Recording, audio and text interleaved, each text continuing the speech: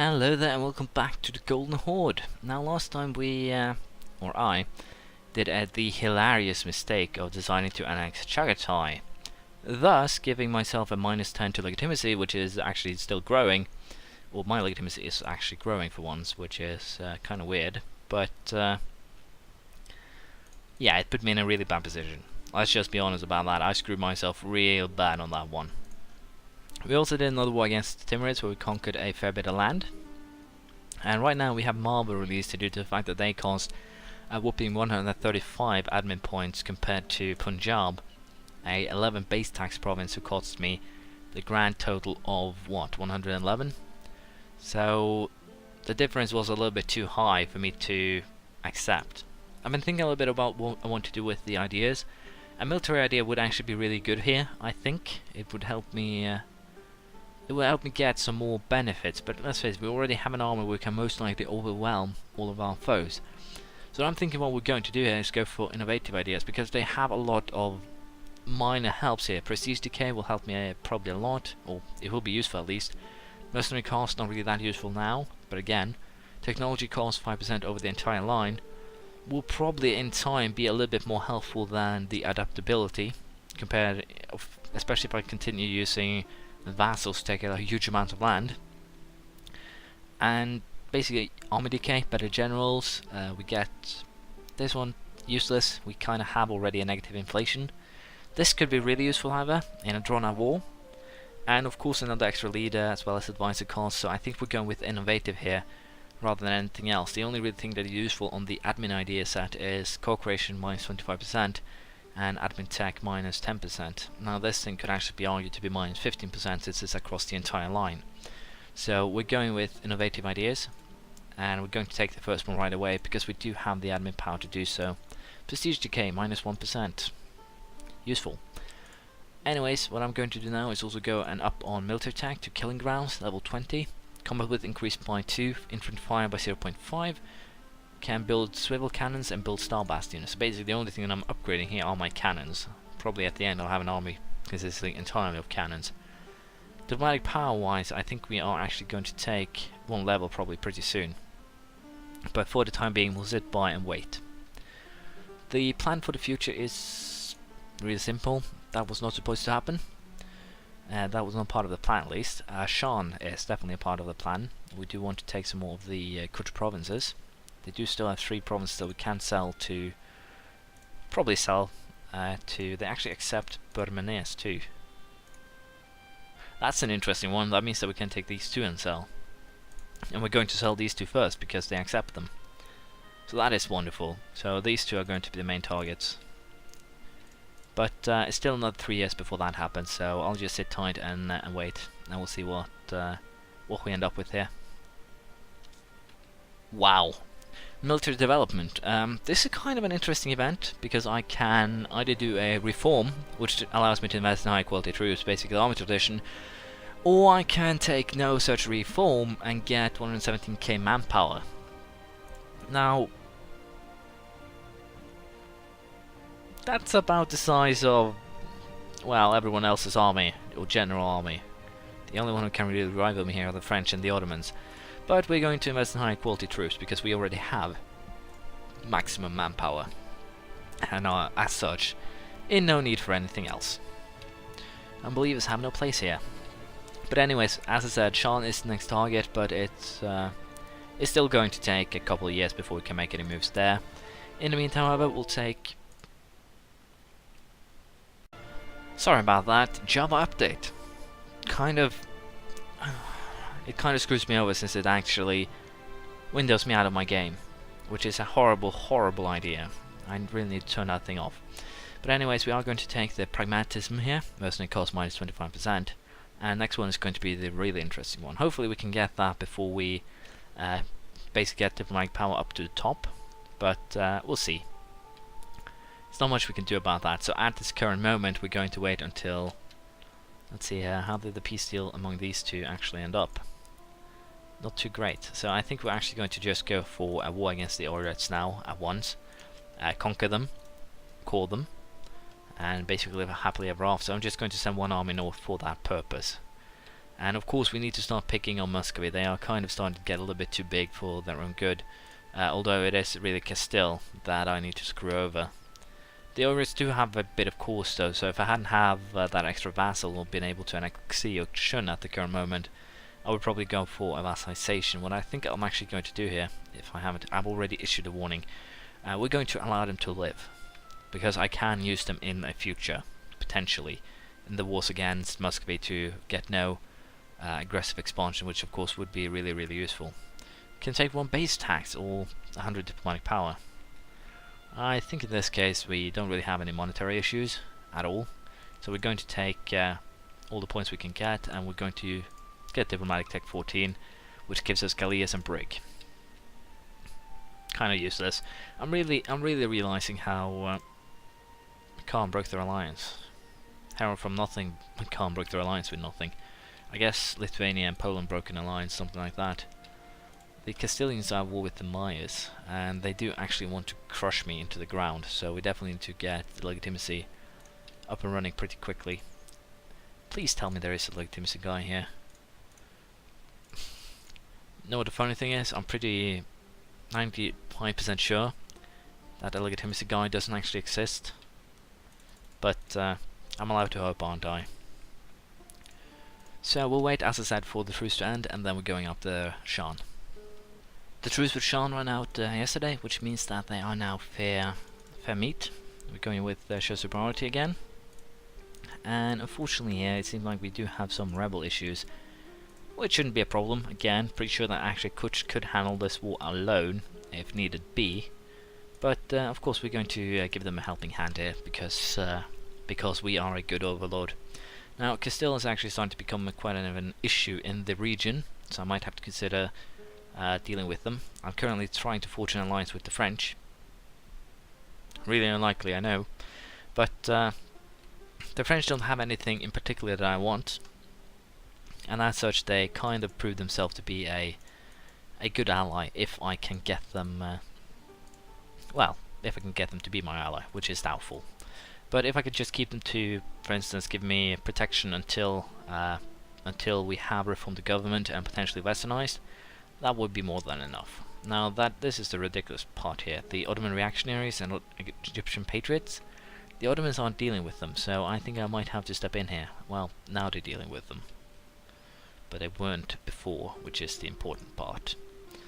I think we'll wait for taking scientific revolution, and I have actually warned Vinagio and the Timurids in case they decide to fight each other. I will fight on the side of one of them and take a lot of land.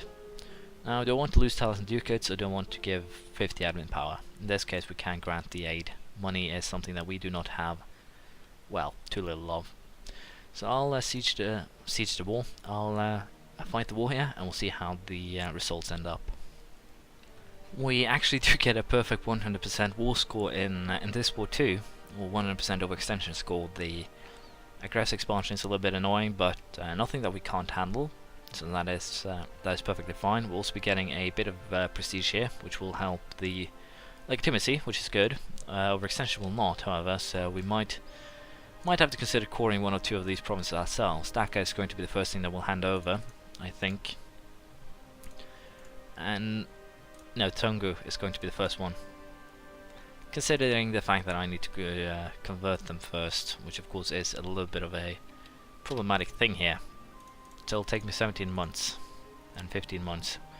So I'll have to keep these around until that point. But we are not overextended in our current effect. Well, that's kind of a good thing then. So I can actually solve that really easily. But I am going to hand over Tango then Arakan, for the simple reason that both of them are Burmese, and I'm pretty sure they do not accept that by, well, by basis of if I hand over Dhaka, for instance. So we're going to play that one a little bit careful, just a tiny bit. Don't want to get into some troubles here that I can most likely avoid by being careful. We'll see how it goes.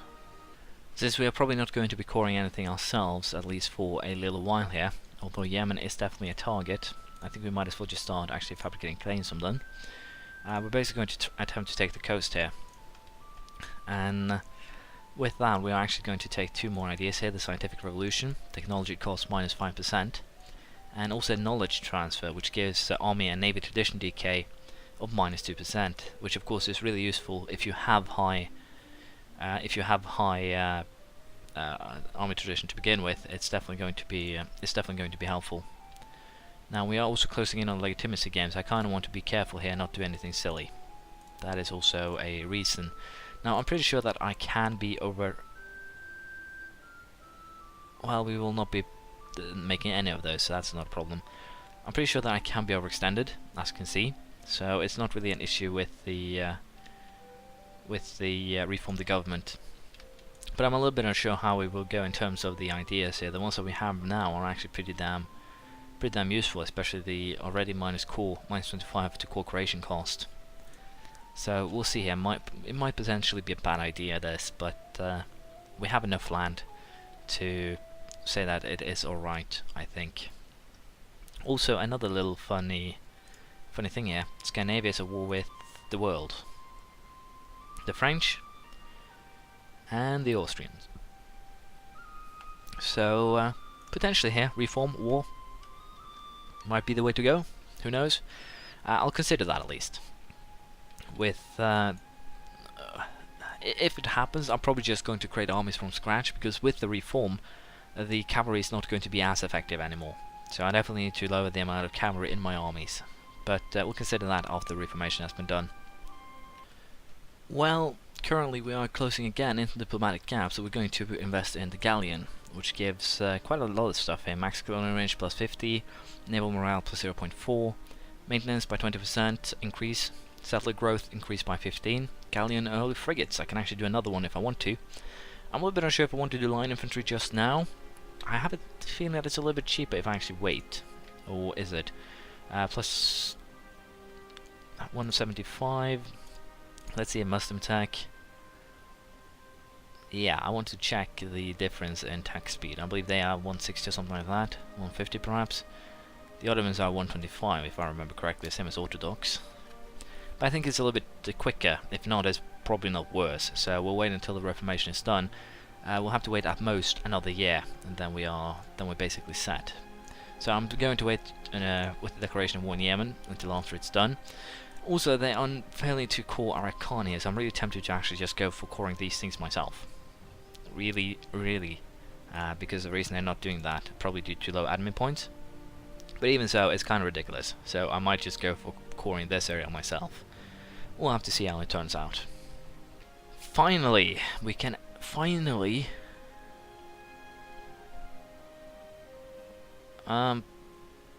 we'll cancel that mission, mostly due to the fact that they're not a rival anymore. But we'll reform the government here. 200 administrative power, we'll lose 5 points of stability, despotic monarchy, technology group changed to Muslim. I'm kind of thinking I don't want to do this just yet, mostly due to the fact they've started coring this, and thus it's going to be really expensive to get stability up to 0 again, but we're going to go for it. The government has been reformed, which led to a stability drop. Some superstitious fools even suggest that our country is losing divine favor.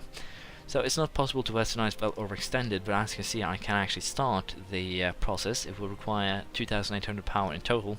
I have pretty damn close to that, so the best thing to do right now would probably be to go straight out westernization before I annex any of these.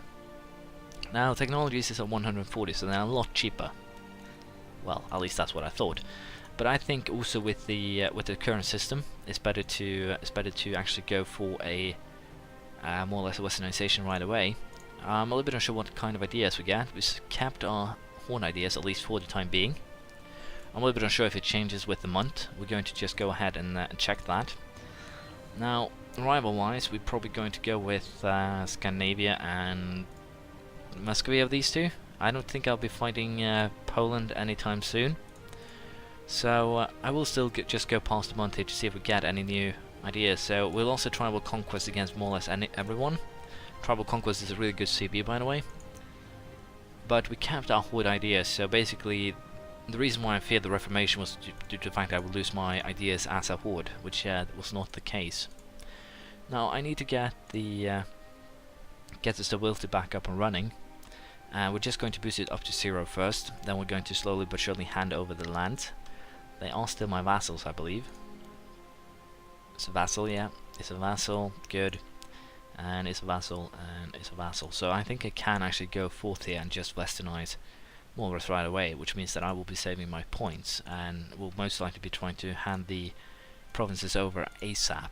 Now the main problem here is that the fact that I need to go for some reformations in my army.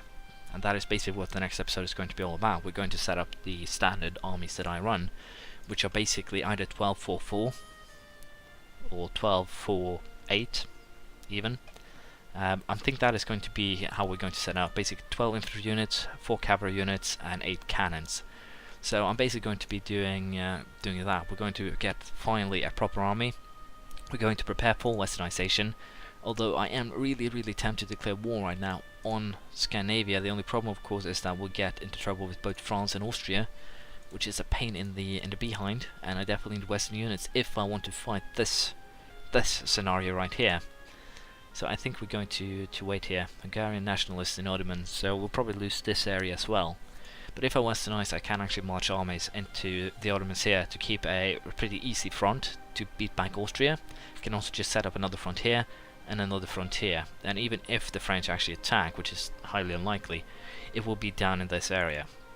So there we have it. The plan forward will basically be to take all of my armies, reform them into proper armies, and I did lose quite a bit here of the quite a bit of manpower, which is kind of surprising. Especially since it said that I would I'm still keeping my ideas here, as you can see, so there's no good reason for me to suddenly lose all of that. But it is what it is. So next time we're going to rebuild the armies, and it should be a fun time. I'll see you around next time. Feel free to comment any comments, praise, criticism, anything you feel like, and I'll see you around next time. Bye.